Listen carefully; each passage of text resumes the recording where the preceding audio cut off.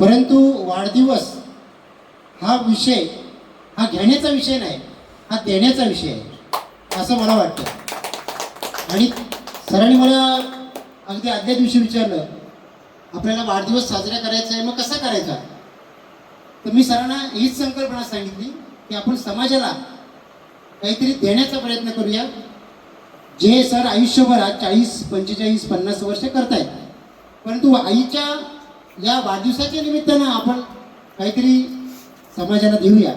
आणि मग समाजाला द्यायचं म्हणजे कुणाला द्यायचं? तर समाजाची जी भावी पिढी आहे त्या पिढीला आपण काहीतरी देऊया. म्हणून आम्ही आदिवासी वाड्या निवडल्या की ज्या ठिकाणी उपेक्षित विद्यार्थी आहे, अतिशय हालाकीची परिस्थिती आहे, गोरगरीब मुलं आहे, परंतु त्यांना शिकण्याची आवड आहे.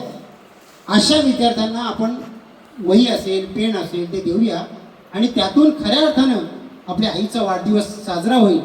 आणि त्याचं एक आत्मिक समाधान, ते आत्मिक समाधान जर आपल्याला घ्यायचं असेल तर लहान मुलांमध्ये जाण्याशिवाय दुसरा कुठलाही मार्ग नाही आहे. कारण मुलं ही देवाकडची फुलं असतात. आणि मला जोशी सर सांगताना आनंद होतो की आज ज्यावेळी आम्ही मुलांना त्या वाटायला गेलो ते सगळं साहित्य, तेव्हा त्यांच्या चेहऱ्यावरचा जो आनंद आम्ही प्रत्यक्ष बघितला. हां, भले त्यांच्या अंगावरचे कपडे काही जणांचे अस्वच्छ असतील, परंतु या निमित्तानं त्यांना परेश सरांनी आणि त्यांच्या आईने जो आज आनंद दिला आहे, आणि ते पण सगळ्या कुटुंबियांच्या, म्हणजे दादा होते, दादांची पत्नी होती, आम्ही सगळे होतो.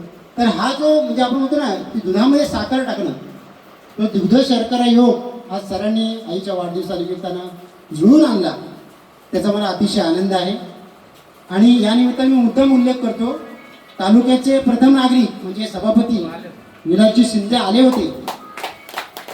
आणि त्यांनी खरोखर म्हणजे त्यांचं बाकीचं भाषण मी सांगत नाही, पण त्यांनी एक वाक्य वापरलं ते मला फार आवडलं. त्यांनी सांगितलं, परेश सर, आज आईच्या आणि वडिलांच्या कृपेनं तुम्हाला सगळं ऐश्वर मिळालेलं आहे, प्रसिद्धी मिळालेली आहे, तुमचं लोकांमध्ये नाव आहे. त्या आईचा दरवर्षी वाढदिवस तुम्ही असंच समाजाला काहीतरी देऊन तुम्ही साजरा करावा, ही जी त्यांनी सूचना मांडली. म्हणजे ज्याच्या मनामध्ये समाजाबद्दल अशी कळवळ असतो, प्रेम असतो, तोच अशी सूचना मांडू शकतो. त्यामुळे विलासजींना सुद्धा मी या निमित्तानं, जरी ते उपस्थित नसले तरी धन्यवाद देईन की आपण खूप चांगली सूचना केली आणि सरांनी ती तात्काळ मान्य केली. आज आईचे कष्ट सकाळी सुद्धा सरांनी सांगितले, विलासजींनी पण सांगितले, संतोष मोरेंनी सांगितले की अगदी हालाकीच्या परिस्थितीमध्ये त्यांनी दिवस काढले. त्यांनी दाईचं काम केलं सर दवाखान्यामध्ये. आणि इतका संघर्ष, म्हणजे मी सुद्धा ऐकून माझ्या अंगावर काटा उभा राहिला की इतका संघर्ष आयुष्यामध्ये असतो, परंतु तो संघर्ष जर आपण केला आणि त्याही परिस्थितीमध्ये वडिलांच्या, म्हणजे परेश सरांच्या वडिलांच्या पाठीमागे तीनही मुलांचा इतका उत्तम सांभाळ करून आज त्यांना स्वतःच्या पायावर उभं केलं, सगळं त्यांचं कुटुंब उभं राहिलं. आणि आईंचं भाग्य एवढं आहे की आज नातवंडांची लग्नसुद्धा त्यांना, म्हणजे पतवंड बघायला मिळालेले आहेत. नाही तर आज इतकं आयुष्य आपलं म्हणजे अनिश्चित झाले, अधांतरी झाले की कधी काय होईल सांगू शकत नाही. पण त्यांच्या आईला खरोखरच म्हणजे परमेश्वरची अखंड कृपा आहे आणि ती अशीच कायम राहू दे. ती 90 त्यांनी पार केलीच आहे, पण वयाची 100 आमच्या सगळ्यांच्या उपस्थितीमध्ये तो सुद्धा सोहळा आपण सगळ्यांनी नक्कीच करणार आहोत. अशा आपण ईश्वरचरणी प्रार्थना करूया.